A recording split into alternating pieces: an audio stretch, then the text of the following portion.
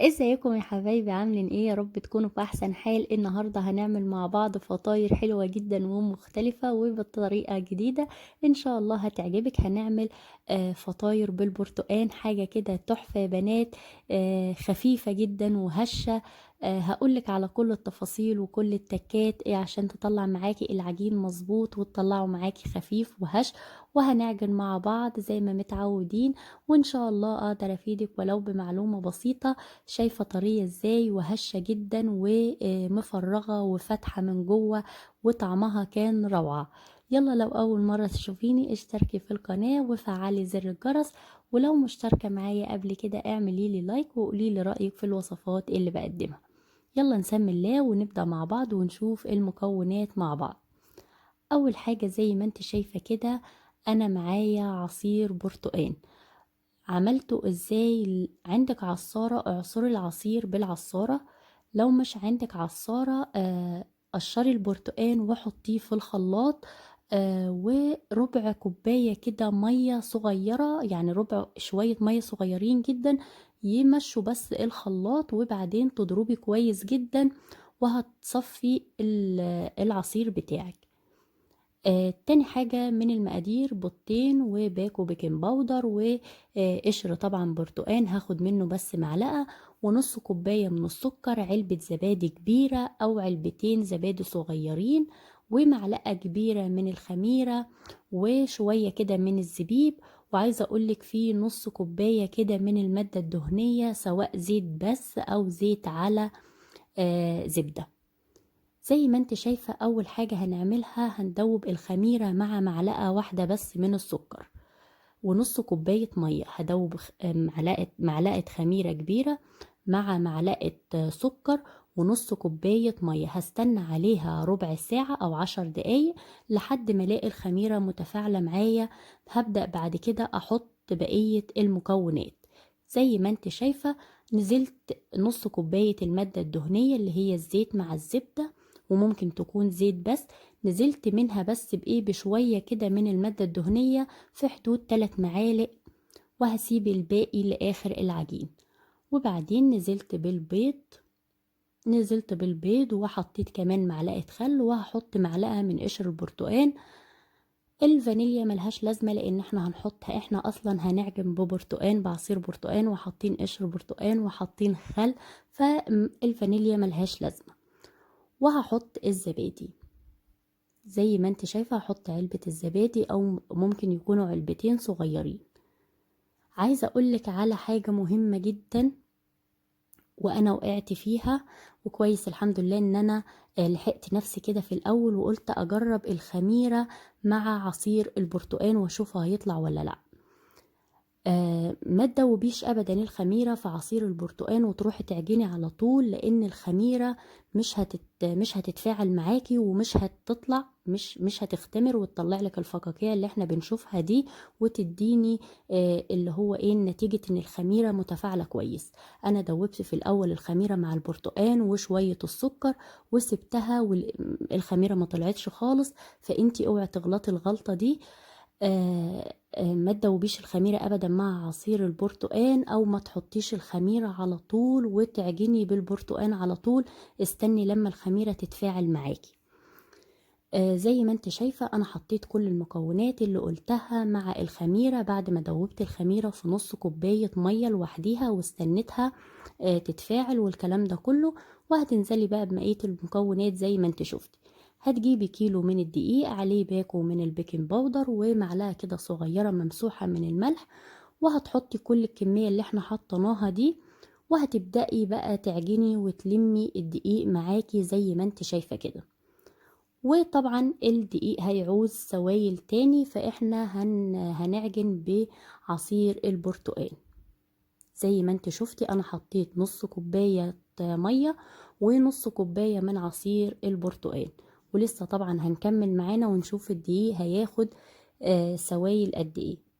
بيكون في حدود كيلو الدقيق عليه 500 ملي مية او 550 مية. بس احنا طبعا حاطين بيض وحاطين علبة زبادي كبيرة وحاطين نص كوباية من الزيت، فكله ده بيعتبر من السوائل، فكمية السوائل بتقل عن ال 500 ملي. زي ما انت شايفة انا حطيت نص كوباية من البرتقان كمان وعجنت ولميت كل الدقيق زي ما انت شايفة كده. هحاول ما اتكلمش كتير وانا في حكاية العجن، بس ايه في الخطوات المهمة. زي ما انت شايفة بعد ما لميت الدقيق نزلت بالعجينة على الرخامة، وهبدأ بقى اعجن فيها كويس جدا زي ما متعودين في طريقة العجن معايا. هتاخد العجينة كده رايح جاي زي ما انت شايفة، وهتخبطيها برضو كده اللي هي الحركة اللي احنا اللي وريتها لكم قبل كده. جبت بقى نص كوباية من عصير البرتقال جنبي، وهاخد بقى معلقة بمعلقة لحد ايه، لحد ما اخلي العجين معايا مفتوحة. انا عايزاها عجينة مفتوحة وتكون بتلزق في ايدك علشان المخبوزات بتاعتك تطلع هشة وحلوة جدا.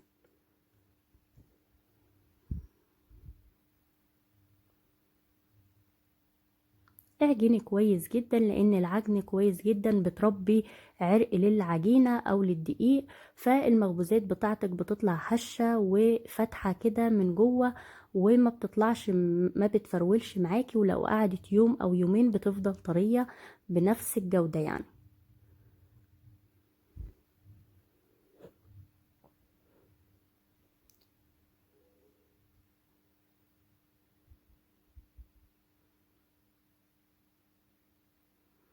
ريحت العجينة شوية، سبت العجينة ترتاح وغسلت ايدي، وكمان انا ريحت برضو شوية كده. وبعدين بقى بدأت برضو اعجن تاني، وهزود برضو شوية سوائل بشوية لحد ما الاقي العجينة بتاعتي مخدومة معايا وتشديها معاكي كده زي الاستك، تتمط معاكي وما تتقطعش معاكي. ولو في عجان، لو بتعجني في عجان هتبقى بنفس الخطوات. شايفة العجينة لسه مش مخدومة، بتشديها معاكي بتلاقيها بتتقطع كده، مقطعة، مش بتتمط، فلسه محتاجة شوية عجن كمان.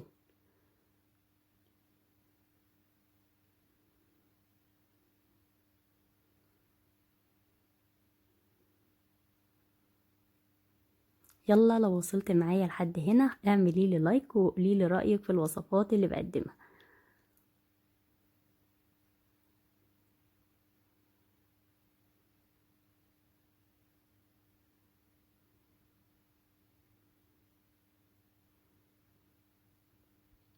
عايزه اقولك كمان على حاجه مهمه جدا، ما تستكتريش كميه السكر. احنا حاطينه في حدود نص كوبايه، ما تستكتريش الكميه، هي مش هتطلع محليه ولا اي حاجه خالص، بالعكس هتكون مظبوطه جدا.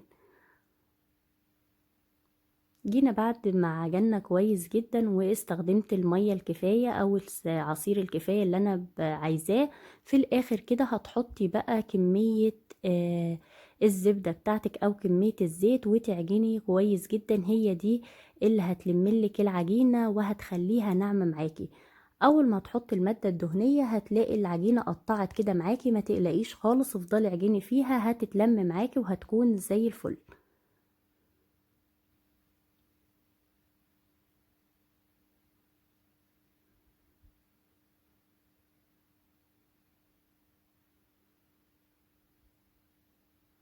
في الاخر كده بعد ما شربنا الزبدة للعجين هتروحي تجيبي شوية من الزبيب وتحطيهم كده جوه العجينة وتنغزي بيهم العجينة كده عشان بس العجينة يكون فيها زبيب. ممكن يكون زبيب، ممكن يكون فروتة مسكرة، ممكن تسيبيها سادة خالص هي طعمها زي العسل. وبعدين برضو مسحة زبدة كده بإيدك أو معلقة كده من الزيت اللي هي ايه، تدهني العجينة بالزبدة او بالزيت علشان بس ما تلزقش في الطبق اللي هنحط فيه نخمر فيه.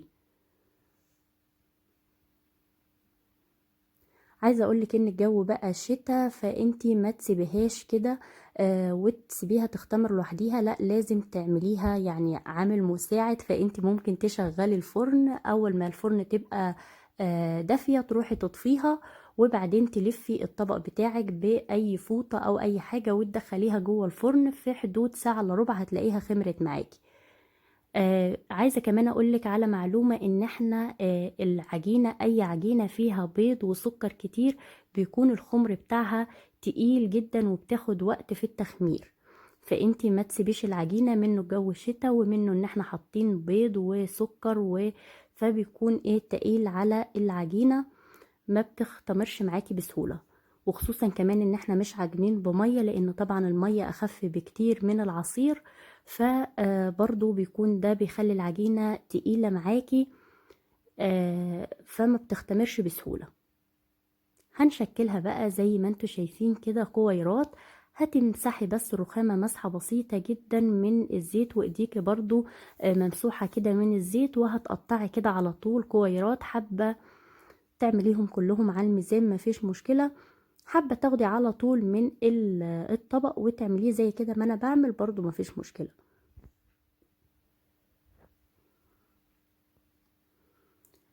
عايزة اقولك طريقة التشكيل ممكن ايه الشكل اللي يريحك، ممكن تعمليه بالشكل ده اللي هو زي خلية النحل، او ممكن تعمليها زي ايه زي الشريك فطاير كده، يعني تلف فيها رول وتعمليها زي الشريك. وممكن كمان تعمليها زي المخبوزات اللي عملناها بتاعة البطاطا، اللي هي تعمليها صوابع كده صغيرة زي الفينو. فالتشكيل ده على حسب راحتك، وممكن تشكلي يعني اشكال مختلفة اكتر من كده كتير. ممكن تعمليها كده زي القرص بعد ما تعمليها كده وتبططيها كده شوية، فعلى حسب راحتك. الحاجة بقى اللي اللي انا لاحظتها وعايزة اتأكد من المعلومة اللي انا لاحظتها، ان طريقة التشكيل طريقة التشكيل بتختلف في هشاشة يعني ايه. يعني انا هشرحها لكم كده، ان في فرق بين انك انت ترصي العجين حوالين بعضه ومفيش مسافات، او في مسافات ضيقة بين الكرة والتانية، وفي فرق بين انك ترصي العجين حوالين بعض وفي مسافة كبيرة. ده بيساعد على هشاشة العجين اكتر. يعني لما يكون في مسافة كبيرة بين كل كورة والتانية، فبيدي فرصة ان العجينة او الكورة تختمر بالعرض، فبتساعد على هشاشة العجين اكتر. عن لما تكون المسافات ضيقة، فالعجين بيختمر لفوق كده، فبيديكي زي ما يكون الخمر بتاع العجينة كتير قوي، او الكورة بتاعت العجينة كتير قوي، فبتحسيها سميكة، او بتحسيها الهشاشة بتاعتها قليلة. المعلومة دي انا هتأكد منها وهنجربها مع بعض وهقولك عليها ان شاء الله. زي ما انتوا شايفين انا خلصت بالطريقة دي وشكلتهم كور صغيرة، وكمان طلعت صينية كمان. وايه زي ما قلتلك الفرن سخنة، سبتها تخمر مرة كمان، غطيتها بعد ما شكلتها، وبعد ما خمرت مرة تاني الفرن سخنة درجة حرارة عالية، والرف اللي في النص، وسبتها في حدود تلت ساعة طبعا مع المتابعة، وبضير الصينية يمين وشمال. بعد ما استوت طلعتها، كان في باقي من العصير، حطيت عليه معلقتين كده من السكر ورحت دهنت بيه المخبوزات بتاعتي.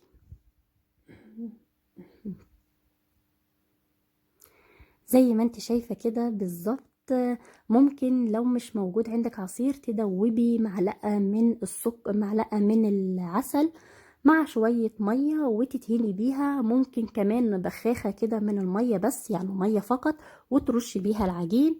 يعني ده معاكي وده معاكي. وممكن كمان عصير البرتقال ما تحطيش عليه سكر. انا لما حطيت عليه سكر اداني لمعة واداني تسكيرة كده بسيطة للوش بتاع المعجنات.